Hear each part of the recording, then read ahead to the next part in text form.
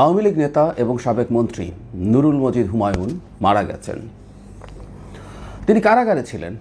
তিনি শেষ মুহূর্তে হাসপাতালে যান এবং তার একটা ছবি, দুটো ছবি অন্তত আসলে ছড়িয়ে পড়েছে, যেখানে দেখা যায় হাসপাতালেও তার হাতে হাত করা এবং মৃত্যুর পর তার যে শবদেহ আছে, ডেড বডি, তার হাতেও হাত করা পড়ানো আছে।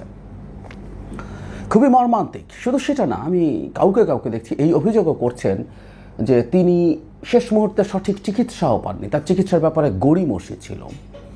আমি নিশ্চিত নই এই ব্যাপারটা কতটা সঠিক, কিন্তু এই ব্যাপারটাও কগনিজেন্সে নেওয়া দরকার।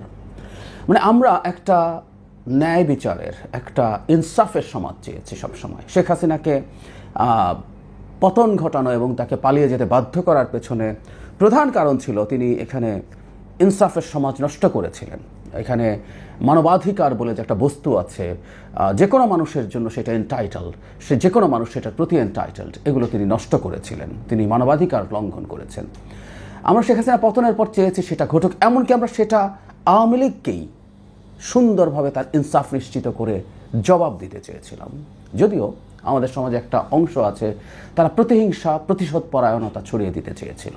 তারা চেয়েছিল মানুষ তাদের উপর হামলে পড়ুক, তাদেরকে যাতা করুক, তাদেরকে শারীরিকভাবে আঘাত করুক, মেরে ফেলুক, কিংবা তাদের প্রতিষ্ঠান, তাদের বাড়ি, ব্যবসা ধ্বংস করুক, জ্বালিয়ে দিক। এই উস্কানি ছিল। কিন্তু প্রথম দিন থেকেই খুবই অজনপ্রিয় হলেও একটা কথা বলে গেছি, আমরা ওনাদের বিচার করি। যেমন এই আওয়ামী লীগ নেতা জনাব হুমায়ুন, খুবই সম্ভাবনা আছে বা প্রায় নিশ্চিতভাবে বলা যায় যিনি আওয়ামী লীগের সাথে ছিলেন তিনি মোটামুটি একটা ক্রিমিনাল। উনি কত বড় আর কত ছোট ক্রিমিনাল সেই আলাপ হতে পারে। সো উনি জেলে ছিলেন, আমরা চেয়েছিলাম তার বিচার হোক, তার বিচারের মাধ্যমে তার প্রাপ্য যে শাস্তি সেটাও, এমনকি জেলে যে যাবেন, মামলা যে হবে সেটাও যেন ইনসাফের ভিত্তিতে হয়। হরে ধরে সবাইকে হত্যা মামলা দেয়া হচ্ছে, দিয়ে ভিন্নভাবে তাকে জেলে আটকে রাখা হচ্ছে, আমরা এগুলো চাইনি। আমরা চেয়েছি যার বিরুদ্ধে যে অভিযোগ আছে, দুর্নীতি থাকলে দুর্নীতির অভিযোগ, সেটার মামলা হবে, সেটার বিচার হবে, সেটার শাস্তি হবে, এবং শাস্তিটাও জেনুইনলি যাতে হয়। জামিন প্রাপ্য থাকলে জামিন পাবেন তারা, এগুলো নিশ্চিত করতে হবে। এগুলো প্রত্যেকের অধিকার, ন্যায় বিচার পাওয়ার অধিকার। কিন্তু দেখলাম এটা, এমনকি যদি আমি খুব সিরিয়াসলি বলবো সরকারের উচিত হবে এইটা খোঁজ খবর নেওয়া যে তিনি চিকিৎসা বঞ্চিত হয়েছিলেন কিনা। হসপিটালে এমনিতেই গড়িমসি থাকে, যারা হসপিটালে না জেলের ইনফ্যাক্ট যারা অভিযুক্ত, যারা অপরাধী, বিশেষ করে সে যদি সরকারের বিরাগভাজন কেউ হয়ে থাকেন, তাকে হাসপাতালে নিতে গড়িমসি হয়, সেখানে গিয়ে চিকিৎসায় গড়িমসি হয়।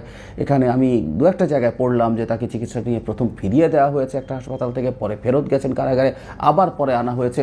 এগুলো ঘটেছে কিনা এই খোঁজগুলো নেওয়া দরকার। এটা যদি ঘটে থাকে, এটা বিভৎস।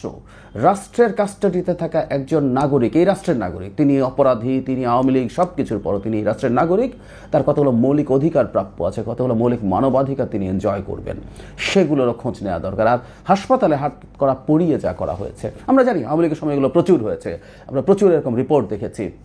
হাতকড়া পরিয়ে হাসপাতালে চিকিৎসা নিতে গেছে, মায়ের বাবার জানাজায় গেছেন, হাতকড়া ডান্ডা বেড়ি পড়ানো ছিল।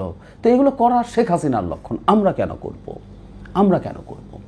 কিন্তু না, সেটা করা হলো। এমনকি ডেড বডির গায়েও হাতকড়া পড়ানো ছিল। বাংলাদেশে আমরা এসব আসলে দেখতে চাই না। আমরা ন্যায় বিচার দেখতে চাই, এবং আমার যিনি ক্ষতি করেছেন, আমার যিনি শত্রু বরং, তার উপরে ন্যায় বিচার করে আমরা তাদের ন্যায় বিচার না করার জবাব দেব। আসলে প্রতিশোধ নেওয়ার জন্য বাংলাদেশ তৈরি, এবং ভবিষ্যৎ বাংলাদেশে আমরা প্রতিশোধ নেওয়া নিয়ে চর্চা চালু রাখি, তাহলে সেটা